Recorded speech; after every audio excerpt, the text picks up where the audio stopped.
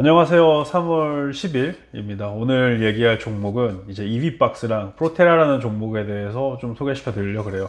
아마 아시는 분들은 많겠지만 그래도 지금 이 주식이 어떤 주식이고 그리고 왜 투자를 하고 있고 프로테라는 투자를 안 하고 있지만 왜 투자를 하고 있고 이런 거에 대해서 좀 공유를 드리려고 그래요. 제 생각을 투자하시라는 건 아니고 개인적인 의견이니까 네, 헷갈리지 마세요.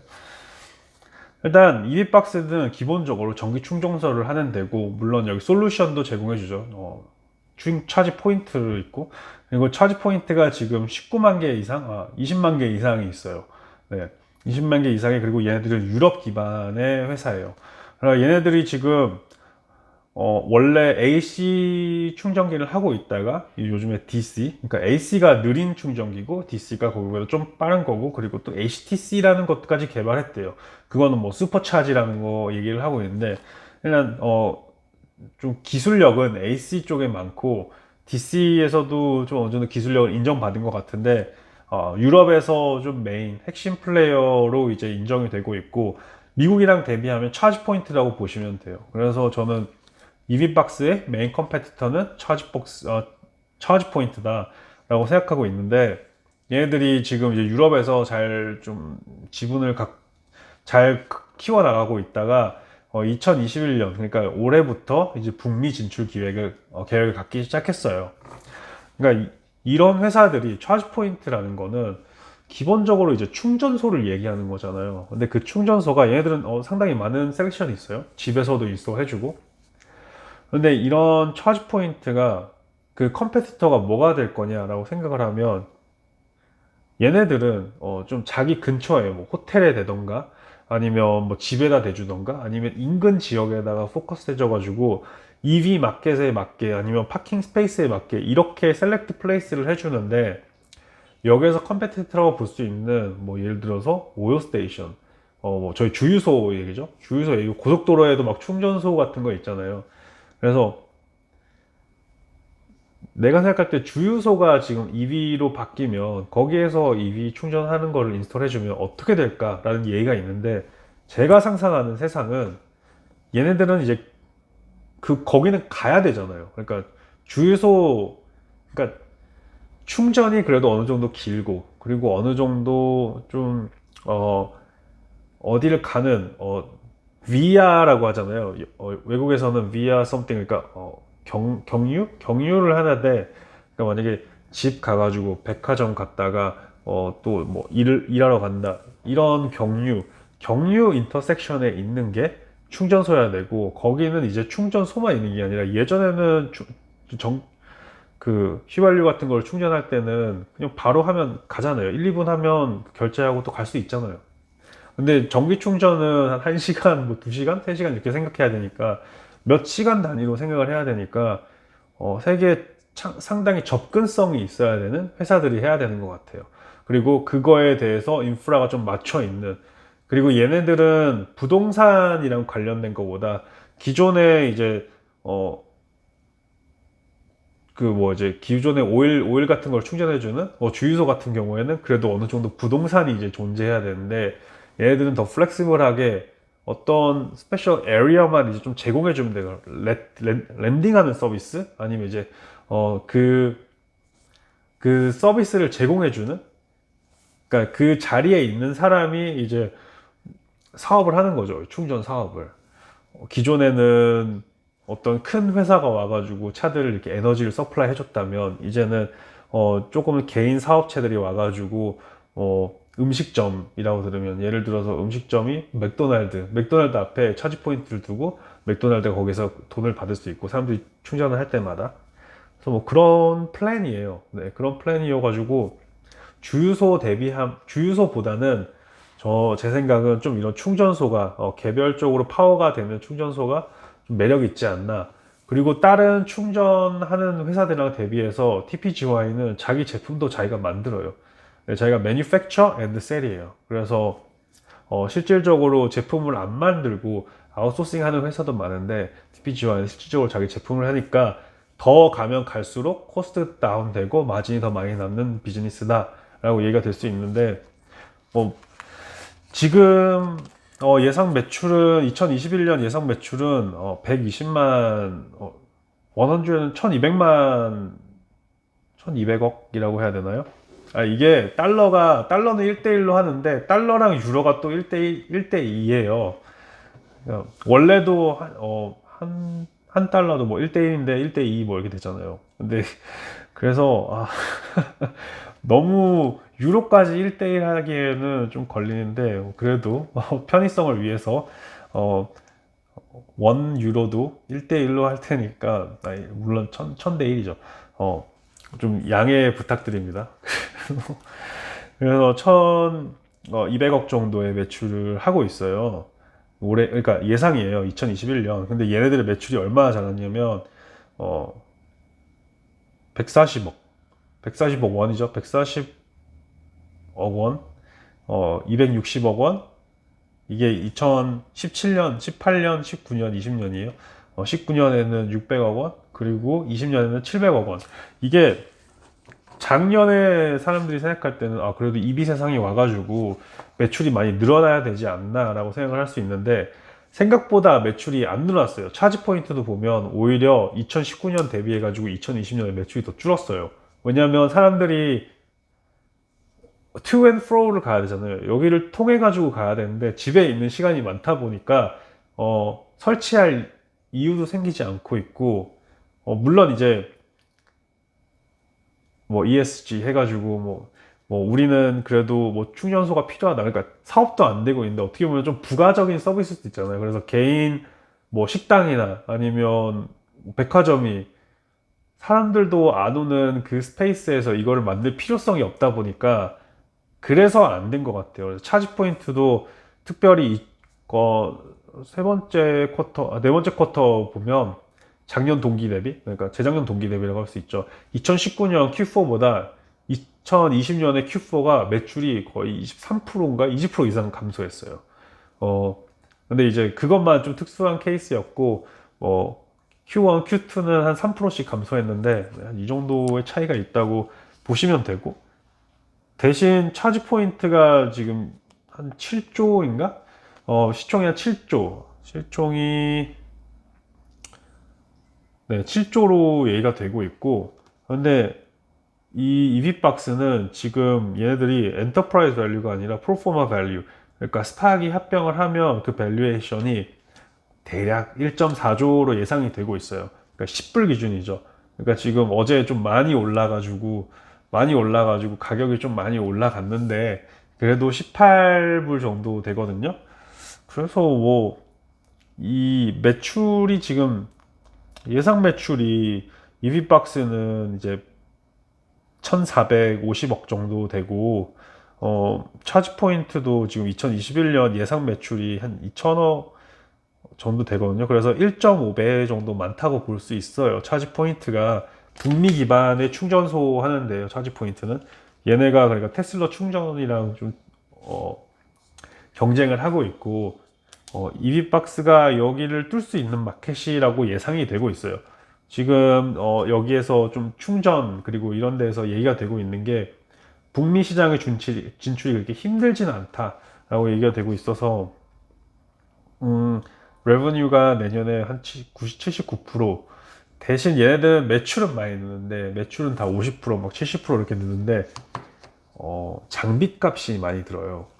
그래서 아직은 브레이크 이븐 못하고 영업이익은 다 마이너스예요. 차지 포인트랑 지금 둘 다 EV박스도 그렇고 그래서 커스트 오브 레버뉴가 많은 거죠. 그러니까 매출은 이제 성장을 잘 하는데 브레이크 이븐 하려 그러면 브레이크 이븐이 하려 그러면 2023년까지는 필요하다. EV박스는 그런데 차지 포인트는 2024년까지 필요하다고 얘기가 되고 있고 그러면 차지 포인트는 좀 더 어그레시브 하긴 한데 지금 어, EV revenue 그러니까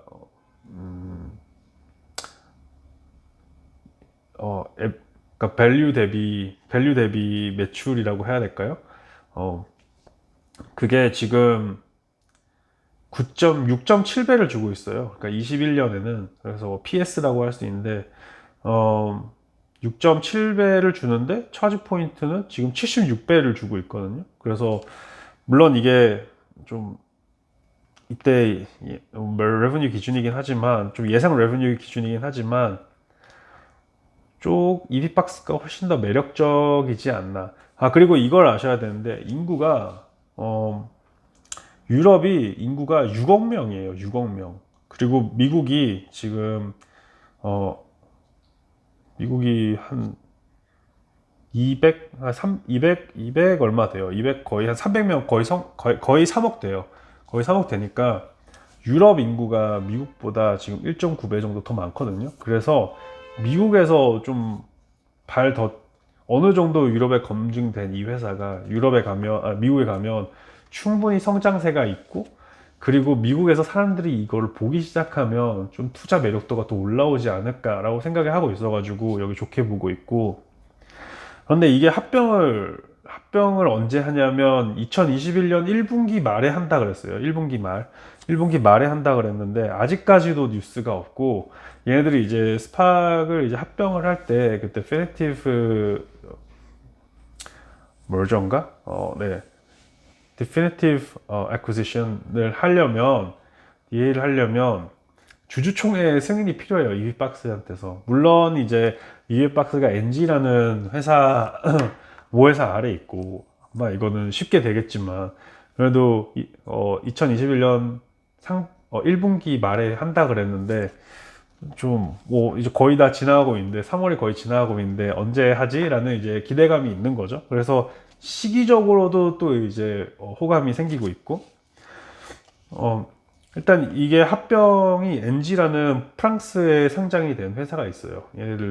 얘네들이 기업을 가지고 있는데, 이 모회사가 이제 합병한 다음에도 40% 지분을 유지할 예정이고, 그 다음에 외국에서는 재밌는 게 있는데 earnout 시스템이라는 게 있어요. earnout 시스템이 뭐냐면, 축구를 좋아하시면 아는데, 축구를 좋아하시는 분들을 위해서 좀 비유를 들어보면, 어린 선수가 있잖아요. 그래서 어린 선수가 있어가지고 큰 구단에서 사가고 싶어요.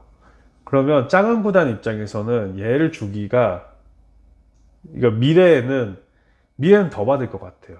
그래서 큰 구단이 아이 뭐 한 600억에 그냥 사갈게 그러면 해줘. 그럼 얘네들은 아니 나중에 얘는 좀 더 좋을 것 같으니까 나중에 뭐 예를 들어 가지고, 물론 뭐 UEFA 이런 거지만 월드컵이라고 할게요. 어린 선수여가지고 월드컵에 나가면 한 100만 불 더, 10만 불 더 줘. 그리고 뭐 큰 대회 나가서 3골을 넣으면 또 뭐 10만 불 더. 이렇게 그 클로즈가 있는 거예요. 얘가 잘할수록 그 클로즈. 그거 비슷한 거라고 생각하시면 돼요. 그래서 이게 뭐 신주 발행 아니면 거의 이제 뭐 신주 발행 형태로 이제 나오는데, 여기에서 2021년 매출이 뭐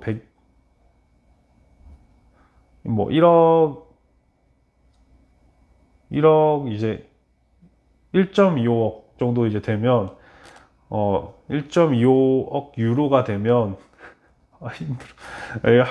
한국에 너무 한국말로 이거를 하려고 그러면, 물론 이게 저도 이제 해야 되겠지만 상당히 힘드네요, 생각보다. 그러면 이제 더치오코 커먼쉐어를 최대 6,500만 주를 이제 지급한대요. 주당 10달러 가격으로. 그러니까 더치오코 커먼쉐어는 뭐냐면, 이거는 그냥 스팍 A 커먼 에어 쉐어라고 보시면 돼요. 지금 스팍을 하는데 중간에 이 더치오코라는 회사를 사용해 가지고 스팍을 좀 조성하고 있거든요. 케이먼 아일랜드에 있는 어, 그 어, 8K인가 그걸 봤는데 상당히 눈이 헷갈리더라고요. 그래서 네, 내용이 상당히 많습니다. 네, 거기에서 그게 한 300페이지는 되는 것 같아요. 분량이 다는 안 읽어봤는데 뭐 이런 거는 건질 수 있어가지고 재밌었습니다. 만약에 이비박스에 대해서 더 보고 싶으시면 그 PPT가 나와 있고, 지금 요즘에도 나가서 프레젠테이션 같은 거 하고 있어요. 뭐 10월 어제도 했고 3월 9일에도 했고. 그래서 좀 인베스먼트랑 버즈를 좀 크리에이트하기 위해서 좀 돌아다니고 있는 것 같으니까 PPT도 좋은 게 있어서 한번 EB박스 IR 쳐가지고 그 사이트 가셔가지고 파워포인트도 보셔도 좀 투자하는데 투자를 고려하는데 도움이 되지 않을까 생각을 하고 있고, 네. 한 이 정도로 얘기하면 될 것 같습니다. 그래서 상당히 많이 잘하고 있어요. 2020년에 95개 차지 포인트가 있었는데, 아, 이거 밀리언인가? 9만 5천, 이거는 뭔지 모르겠다. 아, 만 개 맞네. 9만 개 있었으면 2021년에는 13만 개? 뭔지 모르겠네. 아, 이거는 쉬프트 됐으니까 자기 그게 아니라 뭐 어디로, 네. 이게 하여튼 이비박스는 이 정도를 얘기하면 충분히 매력 있지 않을까 해서, 회사는 매력 있습니다. 회사는 매력 있고 투자하는 거는 좀 고려해 보셨으면 네 하고, 두 번째 얘기할 거는 이제 프로테라라는 회사예요. 프로테라는 이제 ACTC라는 티커를 사용하고 있고, 아클라이트 트랜지션 코프인데, 잠깐만, 이거 더 얘기야. 이비박스를 좀 더 얘기하자면, 얘 TPGY라고 써 있는데, TPG 페이스라는 회사가 하고 있고, 그 밑에서 이제 ESG 몇 개 하고 이런 스팍 다루는 섹션이 TPG 페이스 베네피셜이에요. 그러니까 여기에서 이제 TPGY라는 스팍을 하고, 얘네들은 계속 스팍이랑 그리고 투자를 좀 잘하고 있는 규모가 큰 회사예요. 85조 정도의 규모를 굴리고 있거든요. 90이라고 해야 되나? 90조 정도의, 90조 원 정도의 규모를 굴리고 있는, 그나마 그래도 사이즈가 있는 회사여가지고, 한번 고려를, 이 회사도 좀 찾아보시는 것도 괜찮은 것 같고, 프로테라, ACTC, 아클라이트 트랜지션 코프가 하고 있는 스팍입니다. 이거는 다른 EV 회사인데요. 이거는 충전소가 아니라 전기 버스를 하는 회사고, 이 회사는 다른 회사랑 좀 비교되게, 그러니까 경쟁자들이라고 할 수 있는 애들이랑 좀 비교되기에는, 회사가 일단 매출이 발생하고 있어요. 판매를 하고 있어요. 전기 버스를 실제로 판매를 하고 있고, 얘네가 이제 버스가 세 가지로 구분이 되는데, 일단 결국에는 전기 버스예요. 전기 버스가 있고, 거기에서 이제 배터리 분야, 그리고 이제 충전 분야, 이렇게 세 가지로 나눠져 있어요. 그걸 이제 프로테라 트랜짓 에너지 파워드, 이거 세 개로 나누고, 그리고 전기 버스는 이제 2020년 9월 기준으로 이제 550대 이상 생산이 됐고, 그 다음에 백로그로는 이제 450대가 이제 있어요. 그러니까 생산한 것만큼 이제 거의 이제 생산 예정이라고 보시면 돼요. 그리고 이제 예약은 계속 늘어나고 있다고 말을 하고 있으니까 충분히 매력이 있는 회사다. 뭐 2012년, 2019년 기준 전기버스 시장 점유율이 50%라고는 하는데, 이거는 뭐 어떻게 될지 모르겠으나 버스 점유율은 뭐 충분히 계속 가져갈 수 있다. 네. 왜냐면 이미 사용되는 거를 또 이제 거래하는 경향도 있고, 얘네들이 이제 first mover잖아요. 그러니까 first mover benefit이 잘 좋기만 하면, 그러니까 큰 문제만 없으면 계속 사용하는 게, 특별히 이제 스쿨버스 같은 거는, 얘도 스쿨버스 하거든요. 다임러가 주요 협력사여가지고, 다임러도 스쿨버스를 많이 하는데, 거기에서 이렇게 같이 하는 거 보면 충분히 매력 있다. 스쿨버스는 이제 정부랑 이제 세이프티가 중요하니까 한 번 좋다고 평가가 되면 계속 사거든요. 커머셜 버스도 뭐 만들긴 하지만 얘들이. 그래서 배터리랑 버스 생산 시설이 미국에 지금 세 곳이 있어요. 세 곳이 있고, 연간 총 생산량이 버스가 한 680대 정도 되는데, 좀 생산량을 늘린 것 같죠. 지금까지 550대를 만들었으니까. 거기에다가 이제 내수 시장을 에임하는 그런 것도 좋고, 미국의 경제를 살리려는 정부 입장에서도 좋고, 그래서 참 매력이 있는 회사예요. 그리고 이제 2020년에 예상 매출 아직 4분기 earning 실적이 안 나와가지고, 이거는 예상이라고 나오는데 193, 100만, 그러니까 100만 달러, 193 100만 달러, 이거는 이제 100만 달러 단위로 제가 해서 그렇고요. 네, 어, 거의 2천억 원 정도의 매출을 매년 올해 작년에 한 겁니다. 네. 그래서 작년 대비 6% 성장했다 그러는데 이거는 아마 그래도 수요가 버스라는 수요가 사용이 별로 안 되다 보니까 좀 디만드가 줄어서 그렇게 생각하지 않나 생각하고 프루브만 되고 이쪽 이렇게 엄청난 성장을 할 회사라고는 생각되지 않지만 그래도 지금 하고 있는 탄탄한 매출이나 그리고 이제 협력사랑 그리고 다른 데 대비해서 다른 좀 EV 인더스트리에 들어가는 회사 중에서 뭐 세단이랑 이제 기본 차들은 좀 테슬라가 쉐어를 가져가고 그리고 이제 버스 쪽에는 얘가 가져가면서 버스 마켓이 막 엄청 큰 시장은 아닌 것 같아요. 아니지만 그래도 거기에서 넘버원을 달릴 수 있는 이 회사는 매력도가 또 새로 있지 않나. 그리고 얘네들이 버스도 있지만 지금은 이제 왜냐면 세상이 바뀌고 있잖아요. 그러니까 하드웨어를 다 먼저 공급을 해줘야 돼요.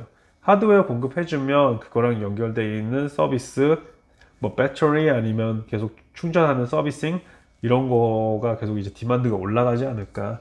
그리고 나중에는 서비스 차지를 받죠. 그게 이제 안정이 되면 처음에 지금 하드웨어랑 이런 걸 팔아야 돼가지고 뭐 단가가 별로 안 남는데 나중에는 인건비가 별로 안 드는 그런 서비싱 스트림으로 가면 이제 레ቨ뉴가 계속 느는 거죠. 계속 되고 있고.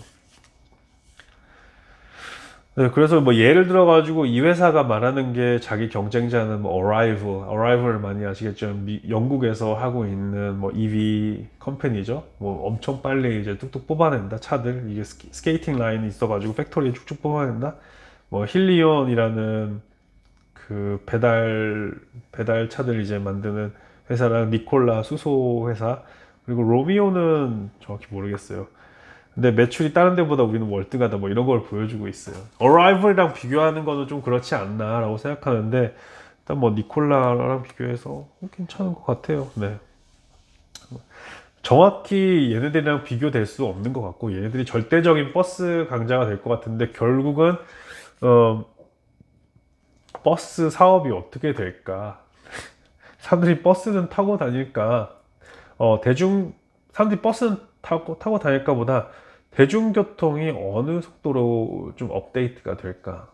이런 거가, 그러니까 인프라 투자가 많이 되는데, 정부가 인프라 투자를 계속 이어가고, 본인의 내수를 좀 업데이트, 클린 에너지를 사용한다고 그랬잖아요. 그래서, 좀 배관기관을 사용하는 아이스라고 하죠. 그 컨버션 엔진, 이그니션 컨버션 엔진인가?